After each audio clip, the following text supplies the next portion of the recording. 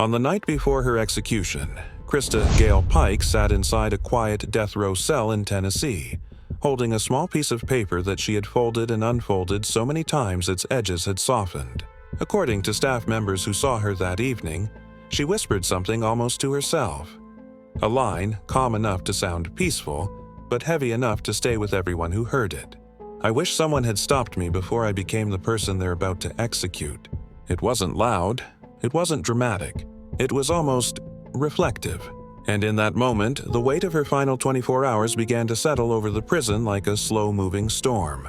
But long before the execution chamber, long before the national headlines, Christa Pike had been a troubled girl growing up in West Virginia, raised in a home marked by instability, addiction, and long periods where she was left on her own. Teachers later described her as a teenager who was bright but lost, someone who could have gone in many different directions, but who never had steady ground beneath her feet. By the time she reached 18, Christa was searching for belonging. She drifted into circles where she felt noticed, protected, or understood, even if those relationships were chaotic or unhealthy. It was in this environment that she met two people who would change the course of her life forever: Tadaryl Shipp and Colleen Slemmer. According to multiple court records, Christa began dating Shipp while all three were enrolled in a Job Corps training program in Knoxville, Tennessee. But tensions rose quickly. Christa believed, or convinced herself, that Colleen was trying to come between her and Shipp. Jealousy, paranoia, a growing sense of rivalry. Friends would later testify that Christa became obsessed with the idea that Colleen was after her boyfriend. Whether that was true or not didn't matter anymore. Christa believed it, and that belief led to the crime that placed her on death row. On January 12, 1995, Christa, her boyfriend Tadaryl Shipp, and another student, Shadolla Peterson, lured Colleen Slemmer, an innocent 19-year-old woman, away from campus under the pretense of resolving their conflict. What happened next became the center of the trial, and ultimately the reason Christa Pike was sentenced to death.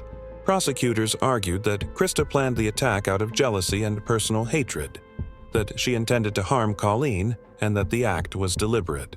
Christa, at the time only 18 years old, became the youngest woman ever sentenced to death in modern U.S. history. She was executed for the murder of Colleen Slemmer. That fact is central to this entire story. And as the years passed, through appeals, petitions, psychological evaluations, and public debate, the countdown to her final day slowly tightened. Those last 24 hours, everything she did, everything she said, and everything she remembered. We explore all of it in Part 2.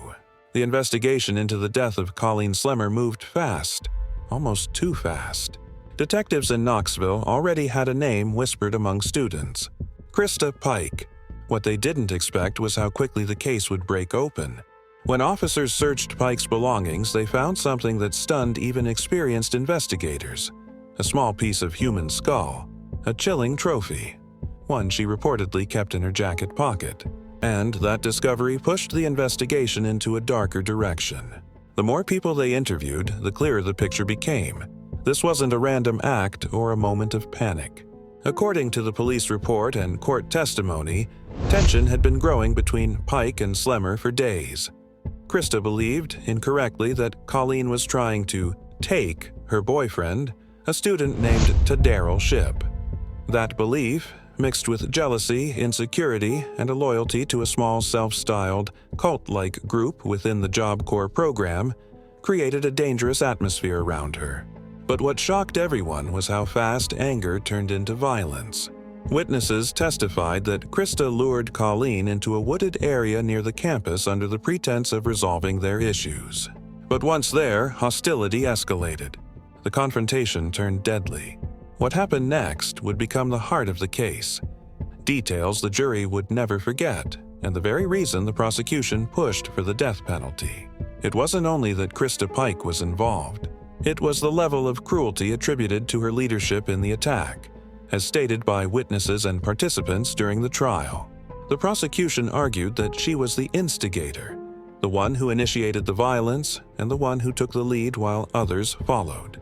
They painted a picture of a young woman driven not only by jealousy but by control, and a desire to showcase power inside her small circle. And when detectives questioned her, Christa confessed. Directly, calmly, without hesitation. That confession changed everything. Because rather than arguing innocence, her defense shifted toward explaining her mental state. Childhood trauma, abuse, long-term psychological issues, and a troubled upbringing. They insisted she was emotionally unstable, a teenager who lacked full understanding of the consequences of her actions. But the prosecution didn't accept those arguments. They reminded the court that she had bragged about the attack afterward, that she kept part of the victim's skull, that she showed no remorse in the hours immediately following the crime. The jury didn't take long to decide. Christa Pike became the youngest woman sentenced to death in the United States in modern times, only 18 years old when she committed the crime. As appeals slowly moved through the system, the years passed. But the sentence didn't change. What did change was Christa. Prison staff described her behavior as unpredictable. There were conflicts, disciplinary reports, and at least one violent incident behind bars, another reminder of the instability that had shaped her life long before the crime. And when her execution date finally approached, all the motions, petitions, and legal arguments came down to one final stretch. Her last day, her last conversations, her last reflections. Those final 24 hours, the emotions, the last meal, the final words no one expected, we explore them in Part 3. The hours continued slipping away, and by mid-afternoon, the mood inside the Nashville Women's Facility had shifted. The staff had seen execution days before, but Christa Pike's case was different. She had been the youngest woman sentenced to death in the modern era. She had spent nearly 3 decades behind bars, and now the moment everyone knew was coming had finally arrived. Her attorneys made one last attempt, filing an emergency request for a stay. They argued that Christa had matured, expressed remorse, and no longer resembled the troubled teenager she once was. But just like every appeal before it, the answer returned quickly. Denied. The clock moved forward. Inside the death watch cell, Christa packed the last of her belongings. A guard asked if she wanted anything for the final hour, a call, a prayer, music. She asked for silence. Those close to her over the years said she often used silence as a shield, a way to retreat inside herself. Now, with nothing left to fight for, silence was all she carried. At 6:45 p.m., the escort team arrived. Christa stood, placed her hands behind her back, and let the restraints click into place. Witnesses later noted that she didn't cry, didn't tremble, didn't resist. It was the same stillness she had shown in the courtroom decades earlier. That same quiet stillness that prosecutors once argued was coldness, and her lawyers argued was trauma. No one will ever know which one it truly was. As she was led down the hallway, she walked past guards who had watched her grow from a troubled 18-year-old into a woman who had spent most of her life in a cell. Some nodded, some looked away, some whispered prayers. Christa Pike stepped into the execution chamber moments later. She lay back on the gurney, and the straps tightened across her arms and legs. The same arms and legs she had once used to chase a terrified classmate through the woods. The same hands that had left a mark on a young woman's body, a mark prosecutors used to describe the crime as one of the most disturbing in Tennessee history. The victim's family was in attendance.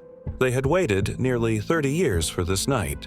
Christa was given the chance to speak. Some expected defiance. Others expected tears. Instead, she spoke softly, only a few words. A final apology offered into a room that had long ago decided her fate. The warden gave the signal. At 7:23 p.m., the drugs began to flow. Witnesses saw her take a deep breath, then another, and then her body eased into stillness. At 7:43 p.m., Christa Gale Pike was pronounced dead. Outside the prison, the debate reignited immediately. Some said justice had finally been served. Others said the state had executed a woman who was broken long before the crime ever happened. Journalists replayed the same question over and over. Was she a monster or a product of the monsters in her life?